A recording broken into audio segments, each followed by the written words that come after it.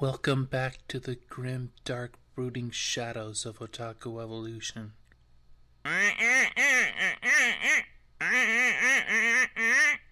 No, I did not forget to pay the electricity bill. Pen, this episode is dedicated to the somber complexities of episodes 5 and 6 of the Patlabor OVA. Yeah, well, you're a drunk. The dark is good for a hangover. Anyway, episode 5 of Patlabor begins when Unit 2 is on vacation. Asuma goes from friend to friend, having had a falling out with his father a while back. Meanwhile, a truck carrying a military labor breaks through a police highway checkpoint. While waiting to meet Noah at a noodle shop, Asuma notices a pretty intense-looking guy. Thanks. This is the only way to go when you're cold. Hey, mister. You from Tokyo? Huh?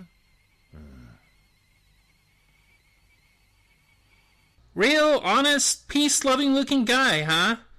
Totally not a huge red flag that screams, "This is the villain!" Nope!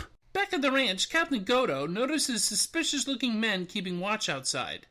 When they spot him looking at them, they run off, and getting a sneaking suspicion, the captain has Noah's Patlabor shipped to the manufacturer on a hunch, with Oda at the wheel. Goto calls Nagumo to meet with him by her house, and they share information and suspicions about the men watching them and the trailer that broke through the checkpoint.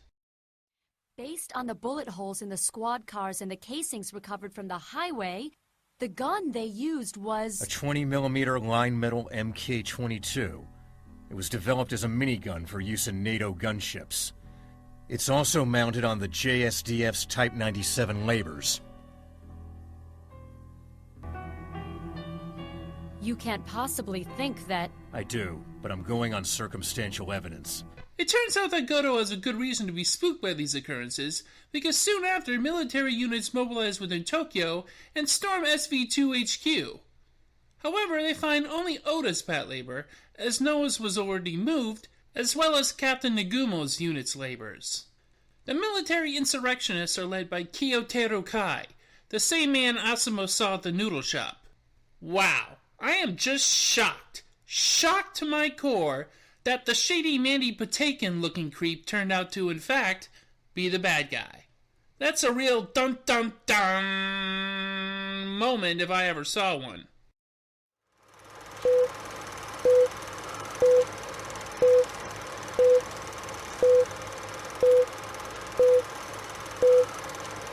Industry! Progress! Making a better future for today's tomorrow! Riveting! Soldering! Putting things into things! And shipping them! When you consider the price of our industrial freedom, what's a tree? What's a sky? What's the individual will of the person in comparison to the onward march of technology? Shinohara Heavy Industries, making it tomorrow and the day after tomorrow! And after that, who cares? See you there! Asuma and Noah, who were in Hokkaido at Noah and her father's house, take the first train to Tokyo to confront this new menace, knowing that what waited for them was conflict. And thus ends episode 5. Oh, hey Pen. I see you have yourself a beer.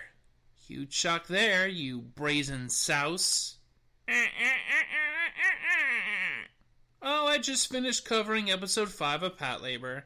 Captain Goto was incredibly clever, figuring he'd have to have at least one labor where it can't be seized by the enemy. No, I can't turn the lights on yet, because it always gets darkest before dawn, and the second episode has an even more dire scenario. So sip your damn beer and take a look at this. The SV2 makes a local restaurant a makeshift base, and Kaneka sneaks into the real HQ to gather intelligence. Kaneka, honey, you can't get any more intelligent. Or beautiful. But she does find out some rather disturbing news.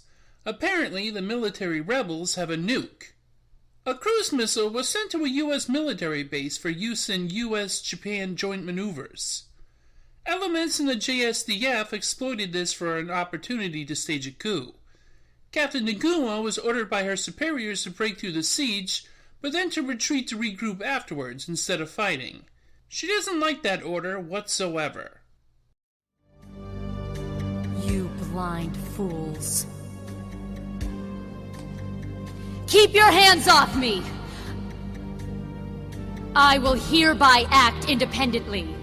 If you feel it necessary, feel free to punish me, but if you intend to stand in my way, bear in mind that I will disclose the contents of this conversation.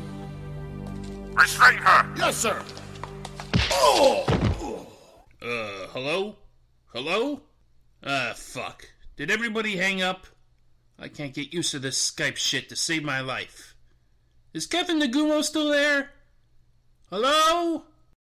I'm sorry, did they just say the U.S. military brought in a live nuclear missile into a foreign country for the purpose of joint maneuvers? What, were they preparing for a Godzilla attack? I'm no military expert, but that sounds to me a tad overblown.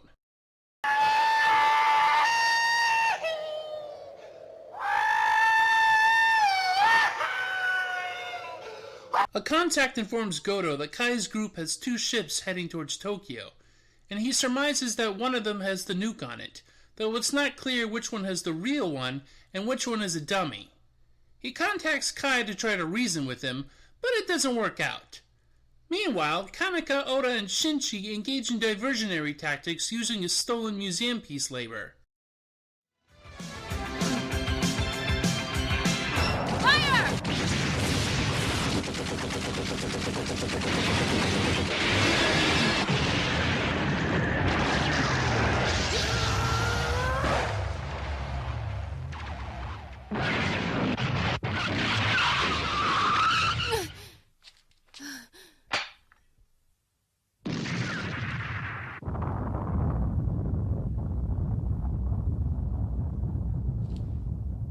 Idiots. After another conversation with Kai, Goto is confident of which ship is the correct target, but Detective Matsuda has some doubts as to Goto's state of mind.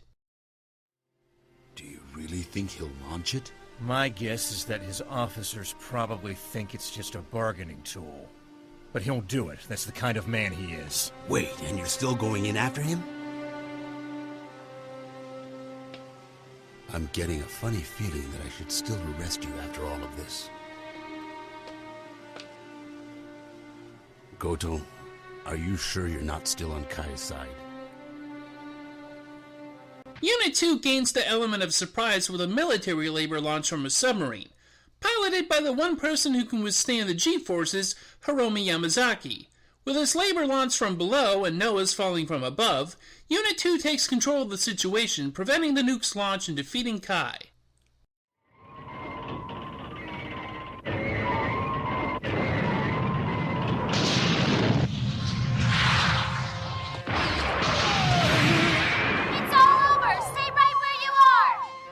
All in all, a pretty riveting conclusion to the 2-part thriller, but on the other hand, not entirely satisfying.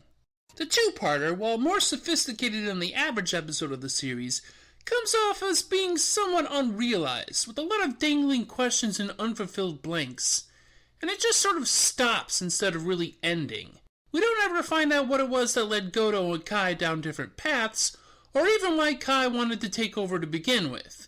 As it is, it's an interesting couple of episodes and basically a blueprint for the second movie at its very best. Whoa, I guess Pen Pen's had a bit too many. Take it easy, boss. Yeah, wrapping it up right now. Patlabor the Mobile Police is a fun OVA, and there's plenty more material where that comes from. Will I revisit it again? Maybe, but the TV show was a tad too long to tackle anytime soon. Well, while my penguin friend here sleeps one off, I'm gonna go spend some time doing something in the light. There's enough darkness in the world as it is. See you next time!